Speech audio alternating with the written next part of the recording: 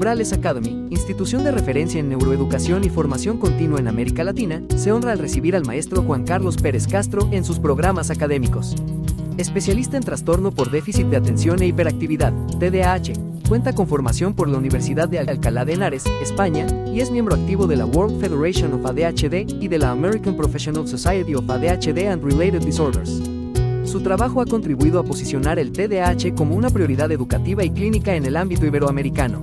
Actualmente se desempeña como director general de Proyecto DA y como coordinador académico del Congreso Internacional sobre TDAH, liderando iniciativas de formación, investigación y sensibilización en torno a este trastorno. Su experiencia lo posiciona como una voz autorizada en la intervención basada en evidencia y el desarrollo de políticas educativas incluyentes. La alianza entre el prestigio de Umbrales Academy y su liderazgo garantiza espacios de formación rigurosos y actualizados que beneficiarán a profesionales comprometidos con la atención integral del TDAH en América Latina. Muy buena tarde para todos y todas, y muchas gracias al Instituto Umbrales por su invitación, y es un gusto el compartir con ustedes esta tarde. Voy a estar hablando justamente de un tema que ya se inició con la presentación de los doctores anteriores a mí. Me parece que, bueno, es muy conveniente esta cantidad de personas interesadas que en este momento están, pues, viéndonos y escuchándonos. Bien, ¿qué es lo que voy a estar presentando durante esta hora que voy a estar platicando con ustedes? Bueno, voy a hacer un breve repaso del TDA. Voy a hablar de las presentaciones y consecuencias que se tienen con este trastorno. Les voy a presentar un video muy cortito, de unos 7 minutos, de un niño que se llama Shota. Tal vez alguno de ustedes lo ha visto. Es de un niño, pues es un anime japonés que me parece que puede ilustrar mucho. Para de ahí pasar a hablar de las funciones ejecutivas que algo ya ha mencionado el doctor Carlos Campos, y que es una manera en donde nosotros podemos visualizar los desempeños de quienes tienen este trastorno en el aula, que creo que este sería el principal interés de mi charla. Para una de las que voy a ir mencionando, también, además de hacer notar las afectaciones que padece quien tiene este trastorno, bueno, pues hablar de la estrategia que puede servir para ayudarle, y finalmente cerraré con una bibliografía de apoyo. Voy a minimizar las pantallitas, entonces, salvo que hubiera algo con el audio, sobre todo a lo del video, bueno, sí le pediría que me puedan decir verbalmente, porque no voy a estar viendo las camaritas para poder tener toda mi presentación a mi vista, ¿de acuerdo?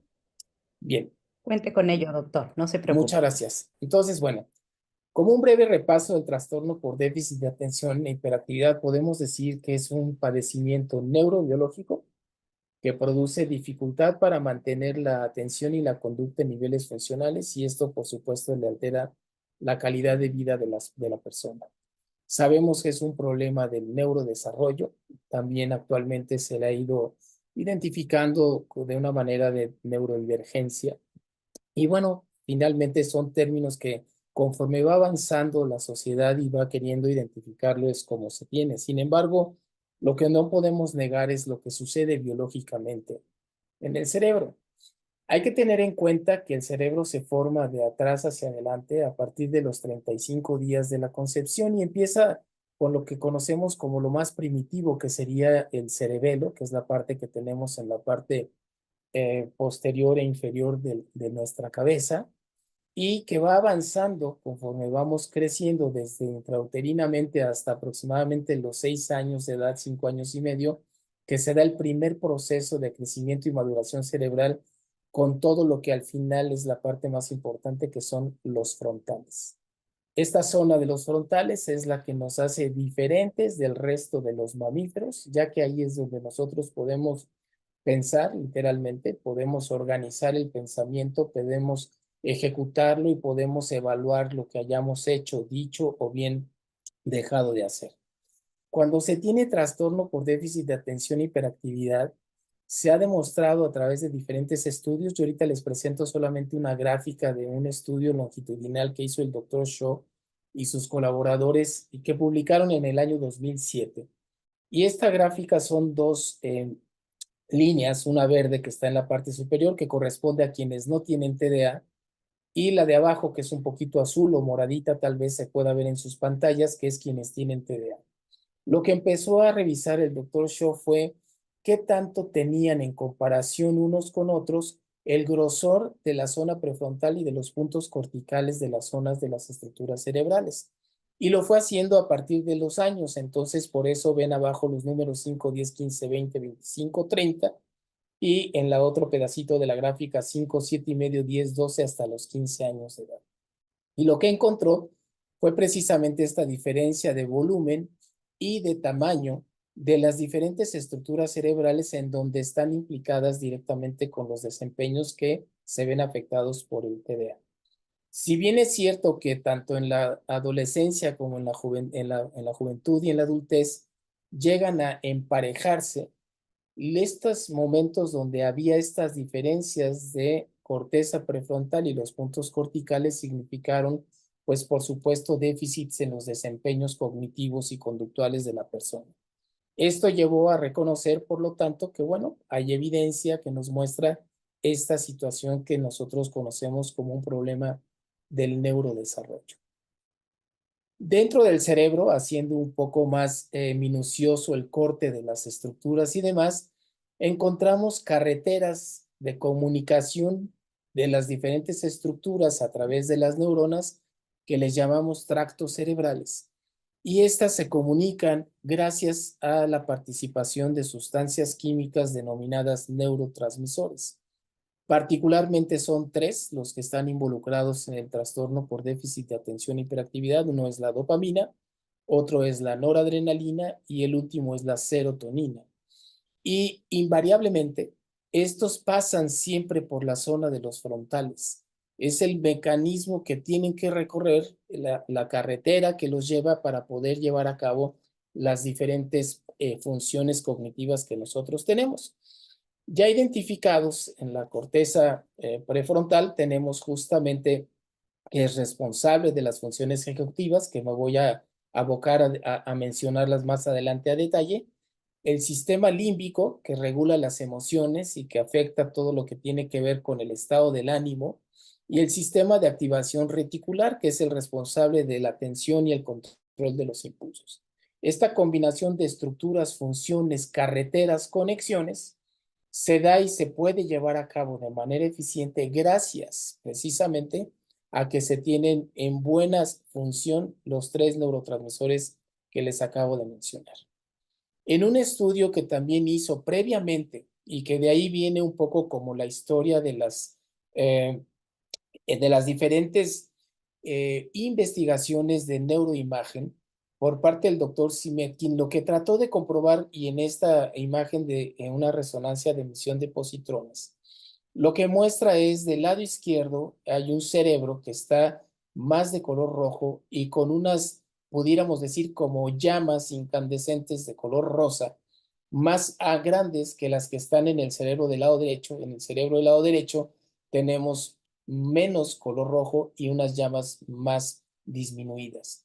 La comparación es que quien tiene este cerebro más rojo es quien no tiene trastorno por déficit de atención e hiperactividad, en comparación con el del lado derecho que sí tiene el trastorno por déficit de atención e hiperactividad. Aquí lo que el doctor Simetkin quería comprobar es que estos cerebros, y lo rojo era qué tanta glucosa consumía un cerebro que activaba estructuras cerebrales para favorecer los desempeños que necesitaba para realizar determinada actividad esa persona.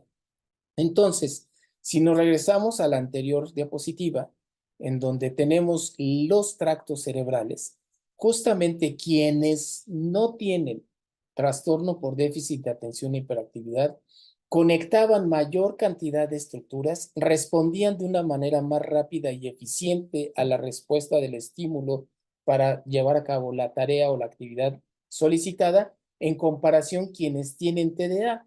De alguna manera, entonces nos decía que esta hipótesis de tener una estructura no totalmente conectada se estaba pues verificando con el consumo de glucosa. No son imágenes que son diagnósticas, desafortunadamente son estudios caros, que se hacen con fines de investigación, pero que no determinan tampoco la presencia del TDA. No era justamente una intención llevar a cabo este estudio para demostrar como un diagnóstico de que hubiera TDA, solamente que sí demostraba que las estructuras cerebrales funcionaban de una manera distinta entre quienes tienen el diagnóstico de quienes no tienen el diagnóstico. Ahora bien, sabiendo entonces qué es el TDA y los síntomas nucleares, pues sabemos que son tres: la inatención, la impulsividad y la hiperactividad. La inatención porque hay dificultad para sostener la concentración el tiempo suficiente para poder llevar a cabo una tarea y concluirla de manera eficiente. En el caso de la hiperactividad, porque responde todo con movimiento a todos los estímulos, y la impulsividad porque no hay un proceso de inhibición o de frenar comportamientos. Y entonces de ahí se desprenden justamente las presentaciones. Hoy por hoy en el DSM-5, en el Manual Estadístico de Enfermedades Mentales de la Asociación Psiquiátrica Americana, que por sus siglas en inglés le decimos DSM, que está en su quinta edición, ya de edición revisada, se habla de presentaciones, no se habla de subtipos. Lo que decía el doctor al inicio de la charla de esta tarde, que mencionaba subtipos, pues siento decirle que no es así, son presentaciones, y las presentaciones tienen que ver con justamente cuál de estos síntomas se presentan con mayor cantidad o predominancia por encima de los otros dos. Es así que entonces tenemos presentaciones, pero a su vez consecuencias. No metiéndome a la parte clínica o médica, sino yéndome ahora un poco al territorio que significa en el aula, de lo que se puede observar por parte de los docentes particularmente, y obviamente los padres de familia en casa con sus hijos, ven que entonces una presentación predominantemente inatenta va a tener mayores problemas de aprendizaje y aprovechamiento académico. Y una persona que tiene una presentación predominantemente hiperactiva e impulsiva va a tener más problemas de conducta que el resto de los otros niños. Y hay también aquellos que tienen una presentación mixta, o sea, ambos problemas están presentes. No hay un trastorno por déficit de atención e hiperactividad con o sin hiperactividad. No, no, no. Aquí siempre van a estar presentes los tres síntomas, pero probablemente uno o dos de ellos o los tres van a predominar por encima de los otros, y es lo que nos da las presentaciones. Es necesario valorar la severidad de estos síntomas y la funcionalidad del alumno en su entorno áulico. En nuestro caso, porque estamos hablando del entorno justamente del aula, pero el hecho de que haya un niño o una niña que no vaya a la escuela no significa que no tenga TDA. Yo he tenido casos de, por ejemplo, un indígena tarahumara que no va a la escuela, pero que tiene una hiperactividad impresionante que hace que, por ejemplo, el ganado que tiene que salir a pastar, en lugar de que lo deje pastar en un lugar, lo trae todo el tiempo tan activo que regresa con el ganado deshidratado, flaco, y además en algunas ocasiones se le pierden algunas de las cabezas, ya sea de los borregos o de las chivas o de las vacas que saca a pastar. Entonces, tiene que ver con el entorno en donde se desenvuelve la persona. Y el trastorno por déficit de atención e hiperactividad, sabemos hoy por hoy que sucede en N cantidad de personas alrededor del mundo y no está estrictamente limitado a una región o a una especificidad de comunidad, sino que dependiendo del entorno social en el cual se desenvuelve la persona, es entonces que puede presentar las diferentes manifestaciones y consecuencias de los síntomas del TDA. Este trastorno sabemos también que es uno de los trastornos psiquiátricos con mayor heredabilidad que existen a la fecha, hasta con un 75% de probabilidades de pasar de padres a hijos. Y por eso también hoy sí se puede diagnosticar a los niños y niñas a partir de los 3 años de edad. Antes se pensaba que no, que solamente a partir de los 5 o 6 años de edad, que era el tiempo en el que podía concluir este primer proceso de desarrollo cerebral. Y también porque está vinculado con los tratamientos. Cuando tú estableces un padecimiento o una enfermedad y se registra de esta manera a nivel mundial, como puede ser en el Compendio Internacional de Enfermedades que registra la Organización Mundial de la Salud, y cada país en consecuencia también dentro de sus propias políticas, es porque existe no solamente la definición y los criterios diagnósticos, sino que puede existir un tratamiento. En el caso del TDA, había desde hace 10, 15 años se empezó a modificar esto, pero no había posibilidades de brindar tratamiento y menos farmacológico porque no se permiten los estudios del uso de los medicamentos en niños menores de 6 años. Y entonces, al no tener evidencia de qué es lo que pueda pasar con un medicamento con un niño menor de 6 años, se estableció entonces que el diagnóstico tendría que ser a partir de esa edad. Hoy, la evidencia de muchos especialistas en el mundo, y hay buenos sustentos científicos, hay algunas conferencias que inclusive podríamos, yo después, con mucho gusto, me mandan un correo electrónico, les puedo mandar algunas ligas para que las vean, en donde se demuestra cómo sí se puede diagnosticar a niños pequeños y se les puede brindar tratamiento. No todo el mundo lo puede hacer porque se necesita un expertise determinado, pero esto es factible. Y esto a partir de la severidad de lo que los síntomas, particularmente de hiperactividad e impulsividad en niños pequeñitos, les provoca y les afecta en su calidad de vida. En el caso de los que tienen una presentación predominantemente inatenta, ¿qué es lo que vemos? Vemos dificultades que requieren de una didáctica especial, porque son desorganizados cognitivamente, porque tienen fallas en la planeación, porque pueden precipitar en ocasiones sus respuestas y por memorización incorrecta y escasa atención. Y entonces, esta sintomatología que se va observando en el aula nos va haciendo prender los focos de alerta de que posiblemente uno de nuestros alumnos o alumnas pueda estar presentando esta característica. Hay también aquellos que tienen la presentación predominantemente hiperactiva e impulsiva y son los que van a tener problemas de comportamiento e interacción social, frecuentes interrupciones en clase, generación de conflictos con sus compañeros y una actitud muy disruptiva. Estos casos caen dentro de lo que nosotros denominamos los que tienen una presentación del trastorno en situaciones externalizantes. O sea, no solamente le afecta a la persona, sino que le afecta a los demás que le rodean.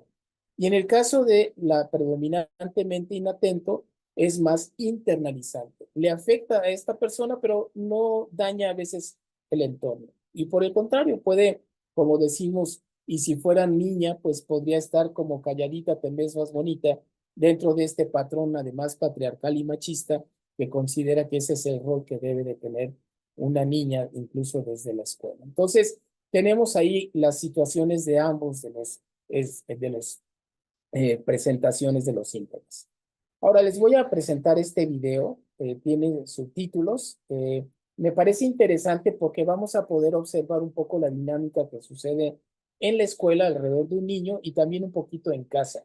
Y de ahí me voy a meter a las funciones ejecutivas para poder explicar mejor qué es lo que podemos observar en los desempeños en el aula y cómo algunas estrategias podemos implementar para apoyar a quienes padecen este trastorno. Nada más me dicen, por favor, si no tengo dificultad con el audio, si son tan amables. Aquí estoy atenta, doctor. Gracias.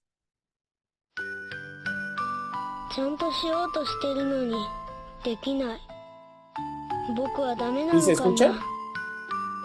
Sí, se 一 escucha. 生懸命子育てしつけをしてるのにうまくいかない。どうしたらいいの？大人になった時周りとうまくやっていけるのかしら。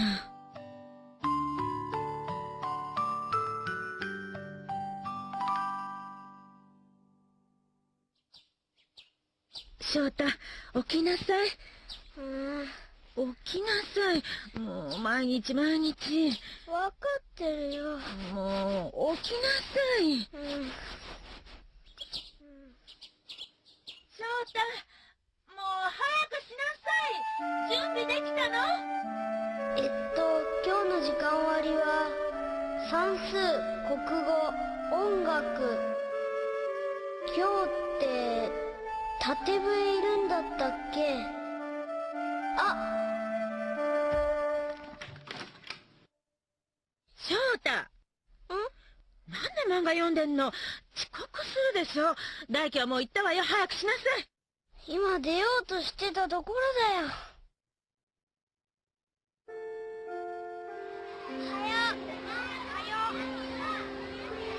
翔太、今日忘れ物ない？あ、また忘れ物？漫画持ってきちゃダメなんだよ。母さんが入れたんだよ。困っちゃうよ。また母さんのせいにして。練習問題始めるぞ。よーいスタート。1問目の答えは52。翔太。2問目は84。翔太。3問目。翔太静かに。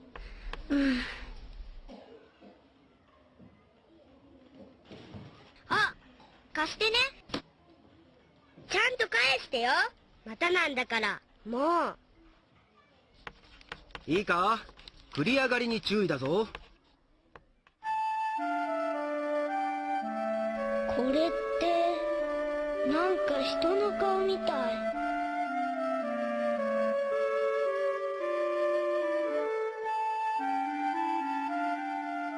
何書いてんの翔太。ほら、今算数の時間だぞ。あ、なんでいつもこうなっちゃうのかな。どうして他の子とこんなに違うんだろう。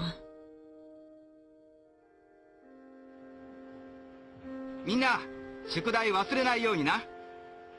起立。レイ。バイバイ。バイバイ。あ、例え話で今度は行こうぜ。私もやってみる。私話は僕も仲間に入れて。また来たぞ。本当だ。翔太、なんだよ、順番だぞ。いいじゃん。ちょっと危ないでしょ。ほら、見て見て。もう一回見せてあげるよ。勝手なこと言うなよ。いい加減にしろよ。ほら、早いだろ。何よ、翔太。もう最悪。まただよ。あいつほんといつも自分勝手だよな。帰ろう。うちでゲームしようぜ。あれ、みんな帰っちゃうの？またやっちゃった。一緒に遊びたかったのに。なんでみんなとうまく遊べないんだろう。いつか周りとうまくやっていけるようになるのかしら。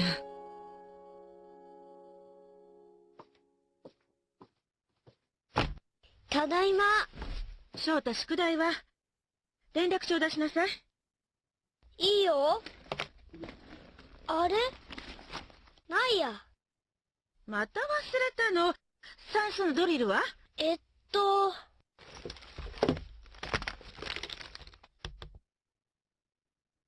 ょっとこれ、ゆみちゃんの消しゴムでしょ？どうして翔太が持ってるの？あれ？どうしてこんなところにあるんだろう。あ、返すの忘れたんだ。また誤解されるでしょ。ちゃんと明日返しなさいよ。お母さん、僕宿題終わったよ。ご飯まだ？お腹空いちゃった。ごめんね。すぐ準備するから。はあ、翔太、先に食べるわよ。早くしなさい。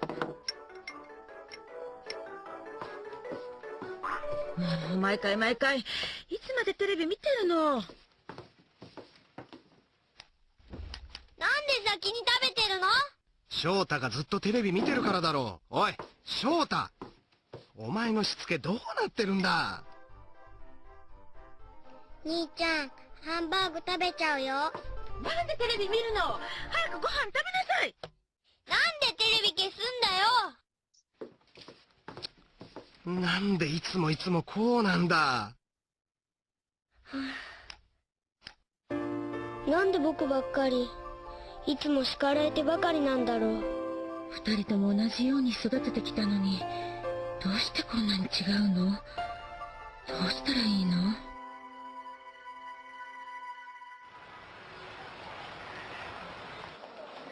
さすがに祝日は人が多いわね。あ、おい翔太、どこ行くんだ。危ないわね。すいません。翔太、すいません。待ちなさい。翔太。言ったよ。してるのよ。何やってんだ。何してんの、翔太。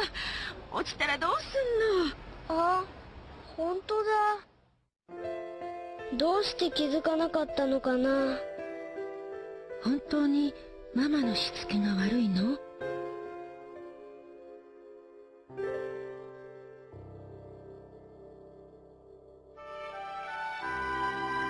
つも乱暴で自分勝手というわけではないんです。明るくて元気で、すごく集中して頑張る時や優しいところもあるのに、この子のいいところを生かしてあげたい。誰もが生まれてきてよかったと思えるように、正しい理解と対応が必要です。子供たちの未来のために温かく見守ってほしいのです。 ADHD のある子供たち、そして親の気持ちに寄り添ってあげてください。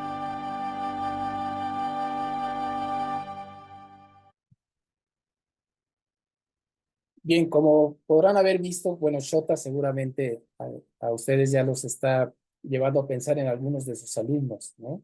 Me gustaría pedirles rápidamente en el chat que anoten qué presentación creen ustedes que pueda tener Shota del trastorno por déficit de atención hiperactiva. Vamos a dar un medio minuto para que anoten ahí en el chat, solamente para poder tener un poquito de diálogo al respecto.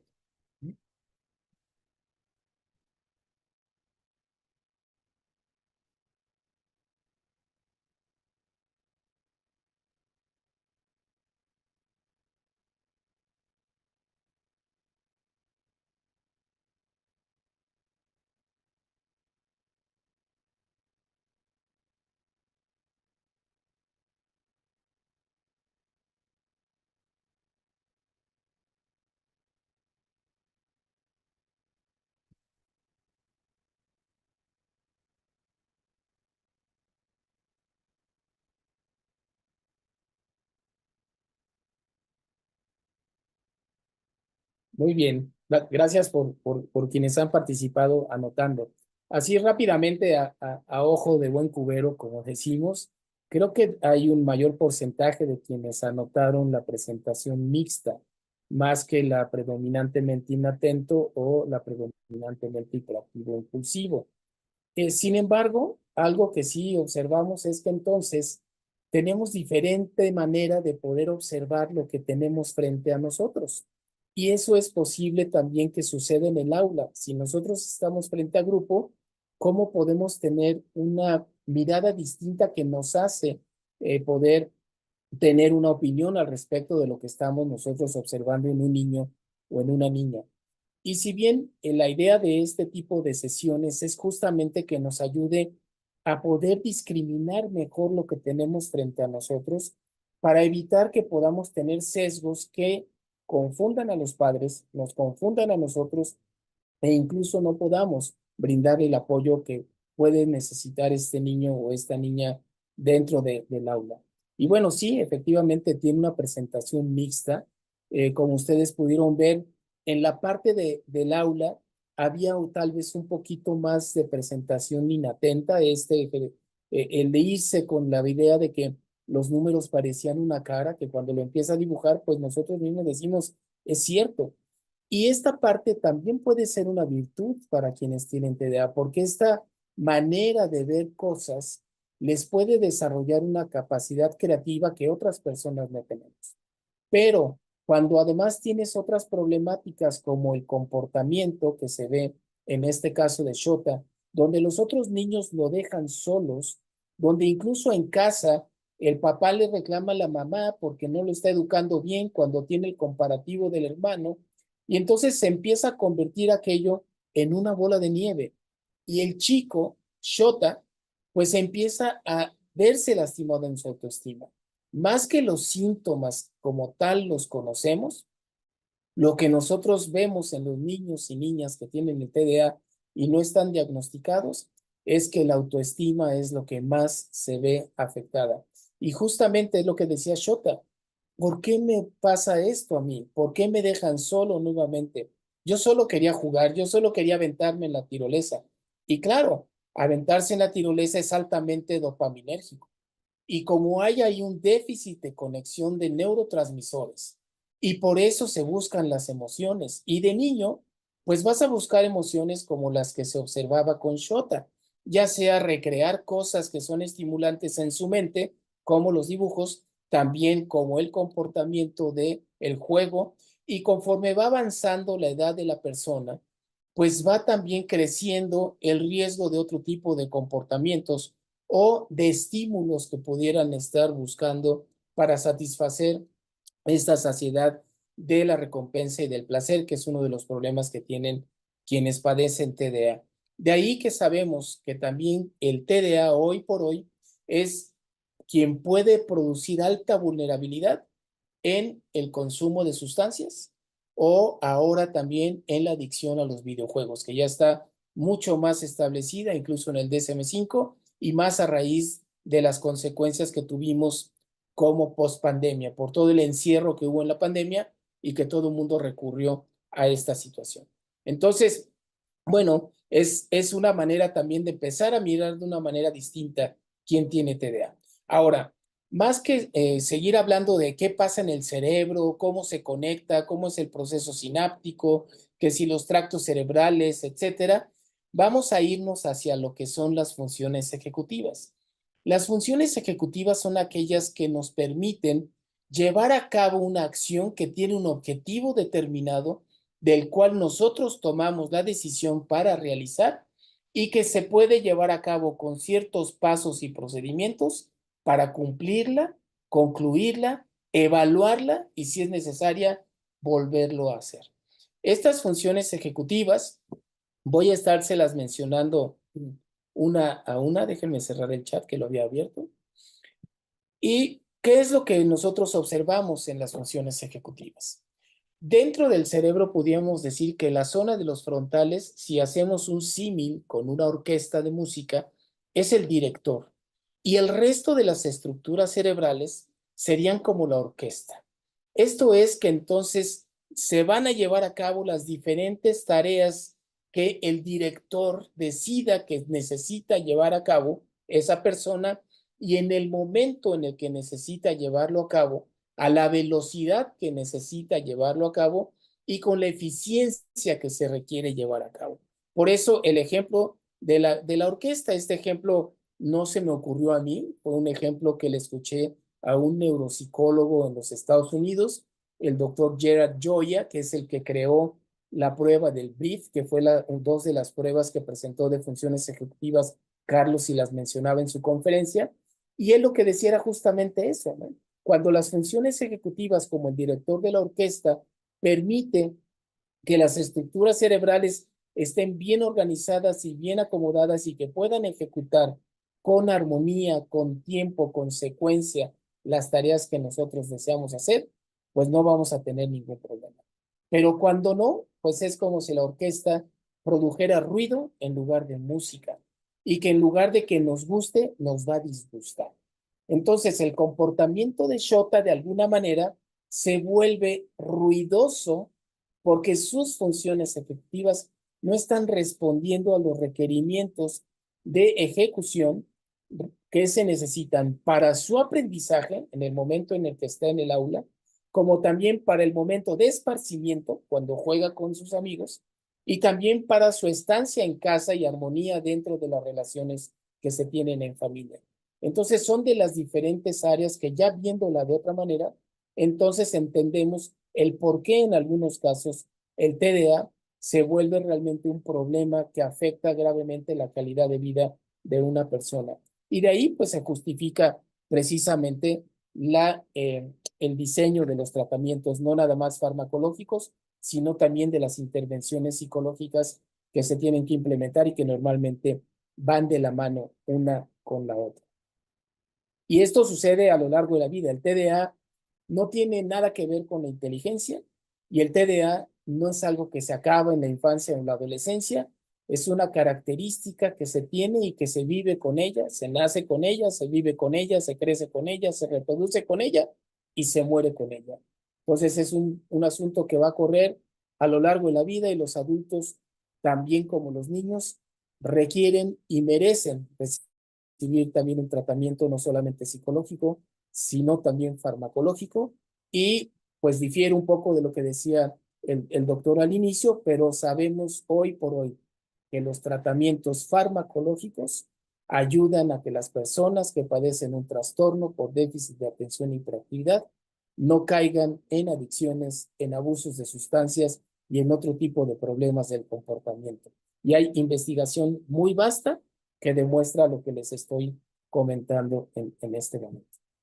Ahora bien, las funciones ejecutivas, que es la base de la atención, y ya lo mencionaba también el doctor al inicio de la tarde, con lo que mencionaba de la doctora Virginia Douglas, una neuropsicóloga canadiense, que justamente lo que hizo fue sacar todo lo que venía a priorísticamente, o sea, a priori diciendo que era hiperactividad, para decir, no, a ver, aquí lo que tenemos es una capacidad cognitiva superior que podemos denominar atención, y que cuando esta atención se ve afectada por el funcionamiento de los neurotransmisores que no están logrando hacer una sinapsis adecuada, provoca entonces déficits en las funciones ejecutivas.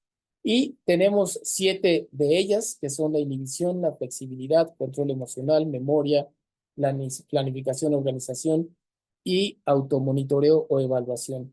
Estas han sido estudiadas por diferentes científicos. Está el doctor Barkley, el doctor Brown en los Estados Unidos, está justamente el doctor Joya, que está en el NIH en Estados Unidos también. En México tenemos a la doctora Fey Ostrowski en la UNAM y algunos de los seguidores de la doctora Fey Ostrowski, que incluso diseñó estas pruebas del Banfe, por ejemplo, el ENI, que sirve para evaluar funciones ejecutivas en niños, el Banfe en adultos. Entonces tenemos información vasta que nos ayuda para acomodarlas. A partir de ahí yo tengo esas 7 que son las que entre todos ellos identificaron como las funciones ejecutivas que debemos de tomar en cuenta al respecto. La primera es la de iniciación o arranque. Yo las acomodé no por importancia, están numeradas para facilitar el que yo pueda enunciarlas, pero no significa que una sea primero o que otra sea más importante que la otra. Entonces, la primera iniciación y arranque es aquella capacidad que tenemos para comenzar una actividad o para generar ideas, respuestas o estrategias de solución de problemas. Que podamos reconocer también independientemente del entorno cuándo es momento de ponernos en marcha para hacer algo. Y eso pues todo mundo lo tenemos. ¿Cómo se ve afectada cuando se tiene el trastorno? Hay una baja resolución de problemas, lentitud para comenzar una tarea o una actividad. No generamos respuestas o estrategias adecuadas para resolver problemas. Eso nos quita motivación y es la madre de la procrastinación. Es algo que nos puede pasar y en los adultos también lo observamos en sus desempeños laborales o incluso como estar estacionado esperando que se ponga el siga en un semáforo, ya se puso luz verde y la persona no arranca hasta que alguien le toca el claxon o alguien le toca, si va dentro del vehículo a un lado, le dice, ya arranca, ya se puso, ¿por qué no arrancas? ¿Por qué? Pues porque esa capacidad cognitiva de poder estar atento a lo que tienes que hacer, con la inatención, pues está de alguna manera, pues perdón la expresión, pero papando moscas o pensando en las cosas que tiene dentro de sí y no lo hace arrancar para llevar a cabo la tarea. Algunas estrategias que nos permiten realizar una contención al respecto es que establezcamos horarios y rutinas diarias, porque así hay claridad de en qué momento tenemos que hacer qué. Pegar ilustraciones o objetos que nos recuerden las actividades que tenemos que hacer. Hay personas que ponen post-its o notitas o van rayando con un marcador resaltador lo que ya hicieron. Utilizar un calendario semanal y mensual, usar alarmas y cronómetros, en qué momento arrancas, en qué momento terminas, iniciar la actividad junto con el niño o con la niña si eres docente para verificar que efectivamente se pone en marcha para hacerlo. Esto significa que tú identificando al niño o la niña que tiene TDA o que sospechas que lo pueda tener, te tendrías que situar cerca de él o de ella para poderle apoyar y decir, ahora sí, por favor, saca tu cuaderno o ahora sí, inicia con la actividad que está diseñando en este momento el profesor. La segunda de las funciones ejecutivas es la planeación o la organización. que es la capacidad para mantener las demandas de las tareas presentes y futuras y que podamos tener orden en los espacios de trabajo. Esta planeación y organización no es nada más lo que podamos observar de cómo tenemos nuestro escritorio, de cómo tenemos en nuestro, no sé, nuestra casa, nuestro auto o su pupitre, el niño, su mochila, sino cómo también está planeando y organizando cognitivamente lo que tiene que hacer. Lo que se ve afectado normalmente es una gran desorganización, tanto personal escolar y sin duda laboral cuando se es adulto, dificultad para organizar tareas y las actividades, es las secuencias casi imposible que las pueda seguir, no las contempla, entonces o bien quiere terminar ya muy rápido y a veces tienen esa virtud de sí hacerlo bien, pero no siempre le va a resultar de esa manera, incapacidad para generar hipótesis y fracaso en proyectos de largo plazo, por lo mismo por su elevada desorganización. Estrategias que pueden ayudar para mejorar esta organización es etiquetar repisas y cajones, modelar a los niños cómo deben de realizar las cosas. Todos los niños y las niñas son más susceptibles de aprender cuando hay un ejemplo que les impone cómo lo deben de hacer. Llevar listados de actividades que deben de palomear, hacer el calendario de actividades cotidianas, escolares y sociales, pero que lo hagan ellos personalmente, obviamente apoyado por el profesor o la profesora para que pueda verificar que están teniendo una buena secuencia de lo que hay que realizar. La tercera de las funciones ejecutivas es la memoria de trabajo o la memoria de corto plazo. Es la capacidad para atraer y mantener información en la mente para completar una tarea. Es como si le dijéramos, como en las computadoras, la memoria RAM, ¿no? Sacamos la información de nuestro disco duro, lo subimos a la memoria y lo ponemos disponible para resolver un problema. Y esto es importante cuando nosotros también sabemos dar bien las indicaciones y las instrucciones, porque si no podemos provocar justamente que la persona no, o el niño o la niña no logre retener toda la información si nuestras instrucciones son demasiado amplias o no tienen una secuencia organizada. Por lo mismo, entonces, no pueden seguir instrucciones, tienen dificultad para armar por sí mismos las secuencias, mal manejo del tiempo, no les rinde, siempre les va a hacer falta tiempo o sencillamente lo usaron en algo que no era lo que tenían que estar haciendo en ese momento. Un poco lo que Shota le pasaba cuando estaban en matemáticas y él estaba dibujando otras cosas. Afortunadamente, el profesor de Shota era empático y mostró bastante empatía porque solamente se acercó a decirle qué estás dibujando. Eso demostró interés por el niño responde, mire, y finalmente el profesor, bueno, sí, pero no es el momento de dibujar, estamos en matemáticas. Me ha tocado ver en otros casos, profesores o profesoras que al contrario significan y lo significan de mala manera al niño, ¿no? Otra vez ya estás distraído, otra vez ya estás dibujando, por eso repruebas, voy a tener que hablarle a tus padres nuevamente. Entonces se vuelve un ambiente completamente punitivo y negativo para el niño, y ahí es donde el niño empieza también a sentirse mal porque no entiende por qué se le está reprimiendo cuando realmente es algo que no hace de manera voluntaria, es totalmente por cómo su cerebro está codificando el estímulo y en consecuencia responder a él.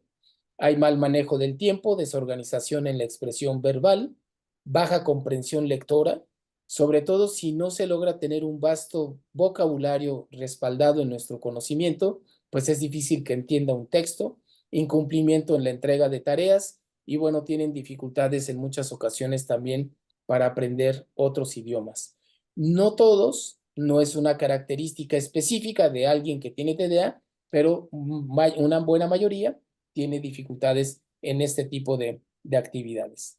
Las estrategias es hacer contacto visual, no perderlo de vista, para poder también hacer lectura de la mirada. Eso es algo que se va desarrollando con el tiempo y ustedes que están frente a grupos seguramente saben que hay quien tiene esa capacidad, como si dijéramos, tiene una mirada diagnóstica, ¿no? Sabe si te está poniendo atención, si está triste, enojado, si está captando, etcétera. Dar las instrucciones por pasos. Por pasos significa una instrucción, verificar que lo hace, seguir con la segunda y así sucesivamente. no dar todas las instrucciones de golpe y luego querer verificar que las haga una a una porque seguramente va a perder de vista la tercera o cuarta que tú ya le hayas dicho. Pedir al niño que repita las instrucciones, que el niño verbalice lo que ya previamente le dijiste, ayuda a ir construyendo eso. Y estas pues estrategias y de alguna manera ejemplos que pudieran parecer no tan significativos, están estimulando conexiones neuronales, están ayudando a que este proceso de sustractos cerebrales que por características biológico-genéticas no estaba siendo totalmente adecuado, empiece a trabajar. Hoy por hoy sabemos también que el cerebro tiene una gran plasticidad, hay neurogénesis igual en personas mayores. Antes pensábamos que el cerebro nacía, por así decir, con un determinado número de 100,000 millones de neuronas, por ejemplo, se morían algunas en el camino, otras se pronaban, o sea, se podaban porque no se usaban, pero ya las que te quedaban eran las que ibas a usar. Hoy no. Hoy sabemos que sí hay pronación, sí hay poda de neuronas en un proceso inicial de los niños, luego en la adolescencia y luego finalmente en la juventud. Y hasta ahí se queda la pronación. Después es pura depuración en caso de que no lo uses, pero también sabemos que hay nueva formación de neuronas y nueva apertura de tractos cerebrales para poder responder a los requerimientos que el cerebro está siendo exigido por el ambiente y por los gustos y las actividades que la persona está desarrollando. Entonces, hay que aprovechar esa neuroplasticidad y buscar diferentes situaciones que nos ayuden. Utilizar recordatorios, reducir distractores externos, organizadores, y hay varias dinámicas que se pueden también implementar al respecto. Al final, en la bibliografía que les voy a recomendar, hay algunos textos que pueden ser útiles para ustedes si quieren implementar algunas estrategias más puntuales. La flexibilidad es la cuarta de las funciones ejecutivas que les voy a mencionar y es la capacidad que tenemos para no estancarnos y movernos de una situación a otra y responder apropiadamente a la situación. Y esto de alguna manera se puede realizar también a partir de que tenemos un bagaje de información que nos hace reaccionar para poder salir del paso o del problema que tenemos enfrente. Una de las afecciones es que hay mucha inacción, te quedas totalmente paralizado o paralizada. Hay dificultad para cambiar de una actividad a otra, errores en tareas prolongadas y hay testarudez. Y esto, bueno, es algo que se ve incluso también en los adultos. Ahora, si van viendo cada una de estas funciones ejecutivas, no se ven afectadas de manera individual o solamente esa. A veces es una interacción de varias de ellas y a veces en determinados momentos alguna de ellas es la que más se va a ver afectada por la exigencia del ambiente, por la exigencia académica, por la exigencia laboral, por la exigencia social o hasta por el propio deseo de esparcimiento que pueda tener el niño o la niña que padecen TDA. Estrategias para poder ayudar a quien tiene un problema en esta función ejecutiva de flexibilidad, pues es evidenciar el término de una actividad y el inicio de una nueva.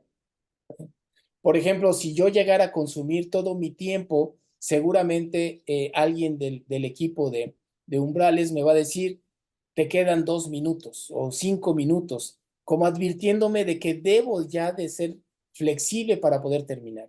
Si yo no veo eso y no reconozco eso y me sigo, pues voy a empezar a alterar el plan y el programa de la actividad académica de esta tarde. Entonces, es importante también nosotros dentro del aula como profesores o profesoras estar evidenciando no nada más los términos, sino también los inicios de cada actividad y se vale tener estos recordatorios en el camino. Mostrar que hay diferentes caminos para llegar al mismo resultado y problematizar con situaciones reales. Por ejemplo, hacer una dinámica de, pues si estamos en una ciudad que hay mucho tráfico, hagamos como si fuera un dibujo de unas calles en el salón de clase y hagamos un estancamiento del tráfico y entonces, ¿cómo le haces para ahora pasar del otro lado del salón? Pero no puedes utilizar el lado izquierdo del salón, sino solamente el lado derecho, pero además no puedes pasar por el frente de una niña, siempre tendrás que pasar detrás de ella. Entonces, vas marcando qué cosas para que el niño empiece a pensar cómo resuelve esa problemática. Y se vuelve divertido. Y lo puedes hacer con cualquier niño, no necesariamente son estrategias que sirven para quienes padecen TDA u otro problema, sino que sirven para todos. Se vuelve divertido, pero sí tienes que tener un control cercano de quien tiene TDA, porque si no está bajo tratamiento y es hiperactivo o impulsivo, pues puedes tener un problema de que se te va a resultar un poquito más agitado que el resto. Pero bueno, conforme vas conociendo tú a tu salón de clase, es que puedes empezar a implementar y también desarrollar esta creatividad para que sea más divertida la clase y todos tus alumnos te lo van a agradecer, y particularmente el niño y niña que tiene TDA también, porque no va a ser significado, sino que va a poder avanzar. La inhibición es el quinto de las funciones ejecutivas, es la capacidad que tenemos para detener la conducta en el momento apropiado, incluso acciones y pensamientos. Recuerdo una amiga que tiene un TDA impresionante, no ha querido ella diagnosticarse, bueno, sí diagnosticarse, pero no tratarse, y es una educadora, es muy buena educadora, déjenme decirles. Pero bueno, ella tiene una impulsividad impresionante. Entonces un día nos vimos con unos amigos que hacía tiempo que no nos reuníamos, coincidimos en la Ciudad de México, ella es justamente de Veracruz, y venía una amiga de Tijuana. Entonces llega la de Tijuana, Mónica, y entonces se ve con Lilia, pues la de Veracruz, y le dice Lilia a Mónica, Mónica, qué gusto verte, oye, qué guapa vienes, qué bárbara. Y Mónica, pues claro, Lilia, pues mira, la ocasión amerita, oye, pero qué vestido más lindo, pues ¿dónde te lo compraste? No, pues aproveché para ir a la frontera y me compré el vestido para venir muy guapa, pero tú también te ves muy bien, Lilia. Sí, pero no, tú sí estás despampanante, oye, pero me encantó tu vestido, lástima que te sigas viendo tan gorda. Ay, nosotros nos quedamos así como, ¿por qué? Que también que llevaba la conversación y de repente, pero te ves muy gorda. Aunque lo hayas pensado, normalmente no lo decimos. Las normas sociales nos dicen, quédate callado, no digas lo que estás pensando si eso significa lastimar a otra persona. Bueno, pues de la misma manera, habría que haber inhibido y no lo inhibió. Lo mismo le pasó a Shota. Él debió de haber esperado su turno para poder subirse a la tirolesa, y si ya se subió una vez, debió de haber esperado y respetado la fila para poder volverse a subir, cosa que no hizo. Él no inhibió ese momento y al contrario, se fue con todo y abordó la tirolesa, y que provocó que los demás niños se sintieran totalmente defraudados de él y lo dejaron solo y se fueron, y Shota dijo, no entiendo por qué me vuelven a dejar solo. Entonces, justamente la inhibición es uno de esos problemas. ¿Qué le pasa? Pues afectada la impulsividad motora y cognitiva, porque no es nada más físicamente, como vimos con Shota, sino cognitiva, como le pasó a Lilia. Dificultad para inhibir los impulsos que ponen en riesgo incluso a su persona. Imposibilidad, perdón, para controlar la actividad, no nada más con su propio lenguaje, sino también con el del otro. Y hay alto riesgo de accidentes, y aquí está la clave de por qué también hay un elevado riesgo de adicciones, pero por no recibir tratamiento, no por recibir tratamiento. Hoy por hoy está altamente demostrado que los medicamentos, al menos los que usamos en México, no tienen potencial adictivo. Y los datos que daba el doctor al principio probablemente se basaron en información de medicamentos que hay en Estados Unidos, como es la anfetamina, particularmente el Adderall. Porque la lisdexanfetamina, que es del Vyvanse, no es posible que dé un proceso adictivo.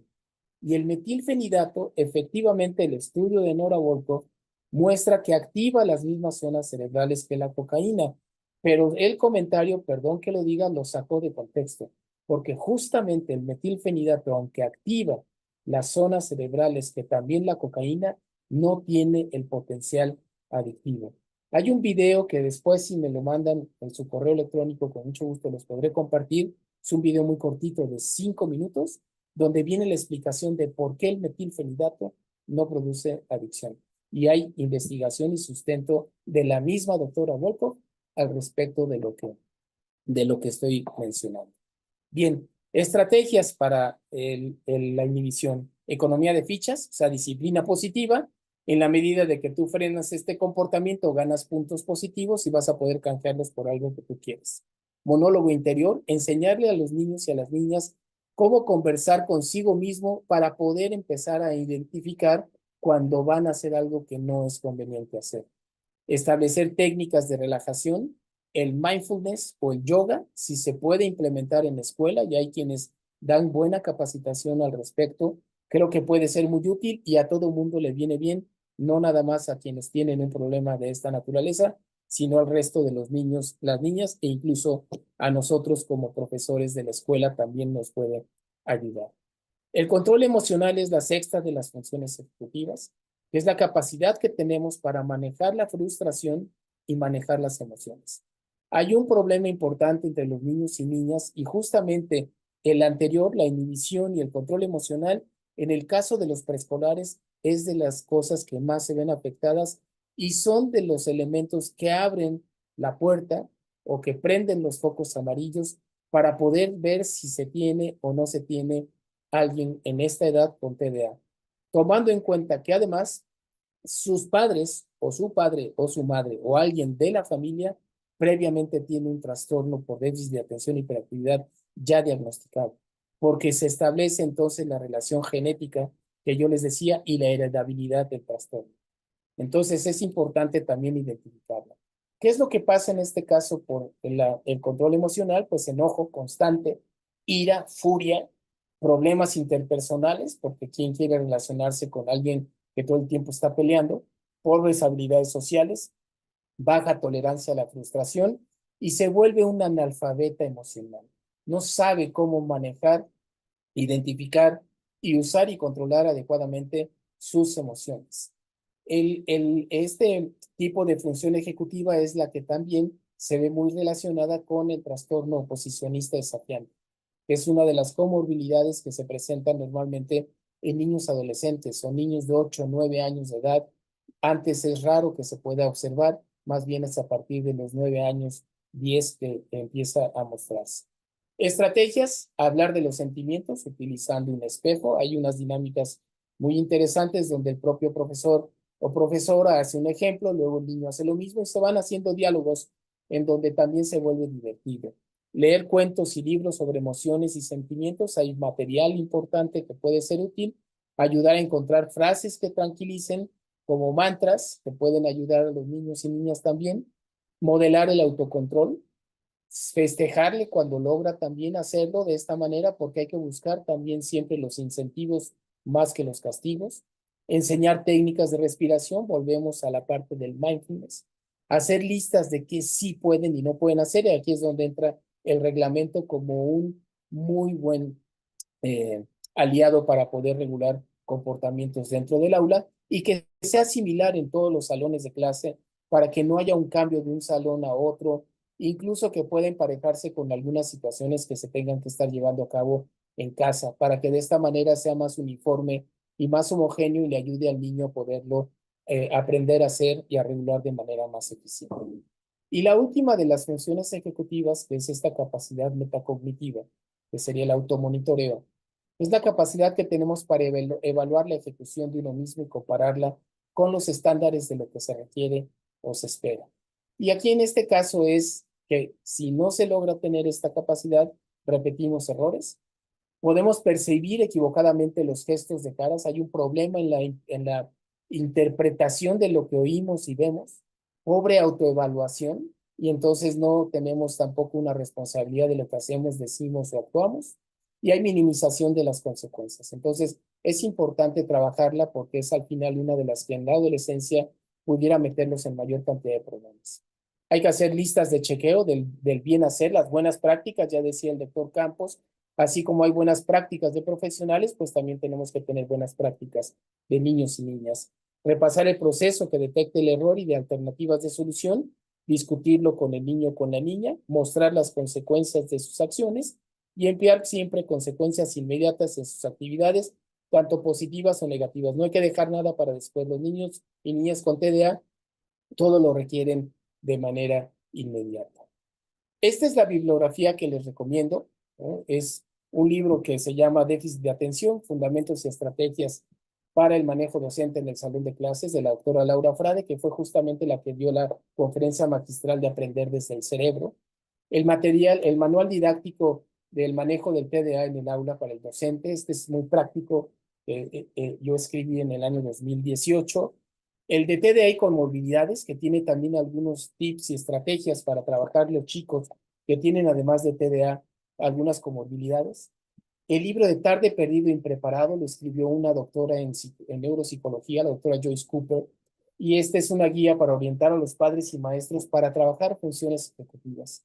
Quienes tienen jóvenes de secundaria o de preparatoria, empoderamiento de jóvenes con TDA, también les da buenos consejos y son libros muy prácticos. Nosotros algo que hemos hecho desde el 2003 que nació Proyecto DA es acercarnos a quienes tienen conocimiento, pero además aportaciones prácticas y útiles con estrategias. Y finalmente este libro que es más para papás de cómo criar a un niño con TDA y que me parece que también puede ser útil, lo tengan en cuenta los profesores, porque es una buena recomendación para que los papás se alineen con ustedes en lo que se puede hacer dentro del aula.